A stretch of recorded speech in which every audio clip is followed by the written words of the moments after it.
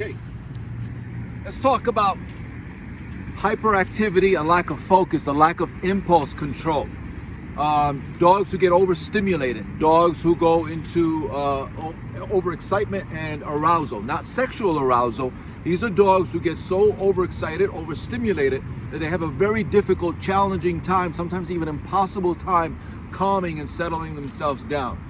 Let's talk about excessiveness, excessive barking, excessive chewing. What you have there are the symptoms of dogs who don't get enough physical and mental stimulation on a regular basis. Watch.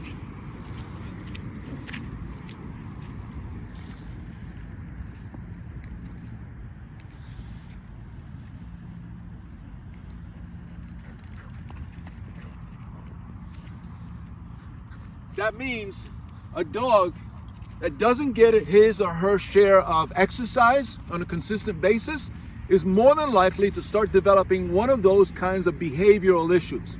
And when those behavioral issues take form, they usually are sustained. So they usually kind of become part of the dog's personality and repertoire for behaviors. So you have a dog suddenly who gets really overexcited, gets easily triggered, gets easily stimulated. And because the dog is just accustomed to repeating the same behaviors and he or she is not getting his regular share of exercise, what you have is the repetition of the behavior, and then it becomes deeply ingrained within them. It gets worse over time.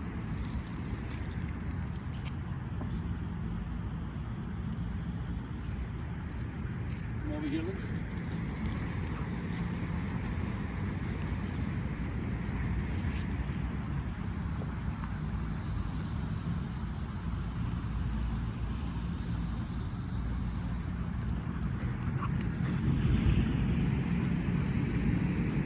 Most dogs spend a good deal of their time just laying about, getting no exercise, no mental activity, waiting for us to engage with them, take them out for a walk.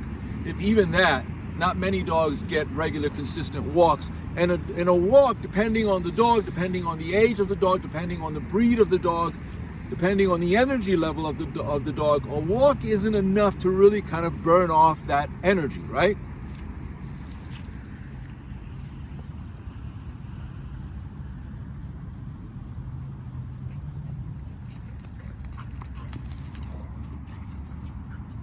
A good rule of thumb is it's not much different than humans. The younger a dog is, the more activity he or she is going to need on a regular, consistent basis. And that's the key. It has to be, you have to have a plan for it. It can't be whenever you feel like it. It can't be whenever you have the energy for it or whenever you have the time for it. It's got to be some kind of system that you incorporate into your life. So you're doing some activity with the dog that burns off that energy on a regular, consistent basis. So the younger the dog is, the more activity he's going to need, right? As the dogs mature, just like humans, they have less energy to burn off and they need less exercise. It's not that they don't need exercise, it's just that they just don't need it at the amount that a very young dog does.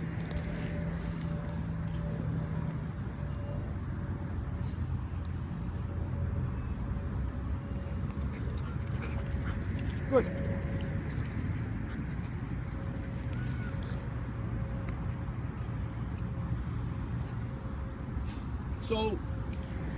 So it's good to have a plan, because if you don't have a plan, if you don't have an idea of what you're going to do with your dog on a regular basis, and you start winging it, then chances are you're going to fail. You're just not going to have the time. You're not going to have the commitment level required. And believe me, many behavioral issues, like I get calls all the time with people telling me my dog's driving me crazy, he's a little hyperactive, he's all over the place, she's running around, she's barking at everyone that walks by the window, she's charging at people at the door, but they don't make the connection that all of that, while there are other factors involved, a lot of it is related to the dog just not getting enough exercise. There's an overabundance of energy and there's no outlet for it. So that energy is going to come out somehow, some way, right?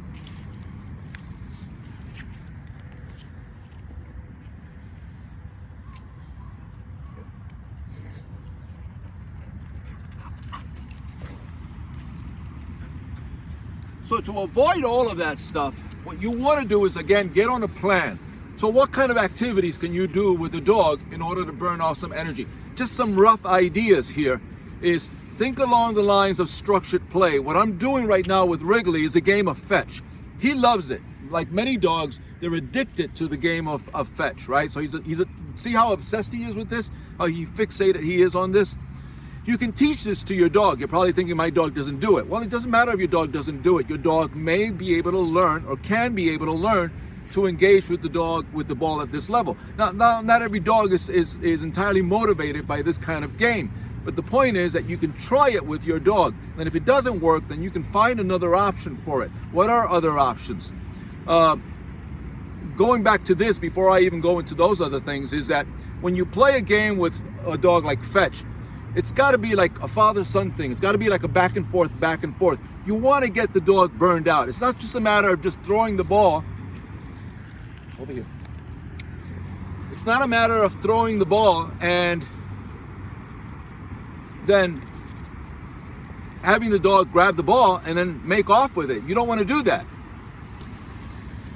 You want to teach the dog to bring the ball to you. So the point is, you want to burn off his energy. You want that tongue hanging out. You want your dog panting for air, right? What other games can you play? Tug is a great game. I know some of you are thinking along the lines of, well, I've heard that tug makes my dog aggressive. It does not. If you know how to play tug properly with the dog, again, there should be rules, but if you know how to play with tug properly with the dog, it's great for it. First of all, it will burn off his energy or her energy. If you do it properly, it's probably going to burn off some of your energy as well. But also, it helps bond the dog with you, and you want to be able to create that bond with the dog. Other things that you can think of is off-leash hikes, right? That provides some exercise and mental stimulation as well. Running, jogging. If you're a runner, you're a jogger, you can perfectly well do this. You can perfectly well do this with your dog, right? You just have to teach your dog and acclimate the dog to running by your side.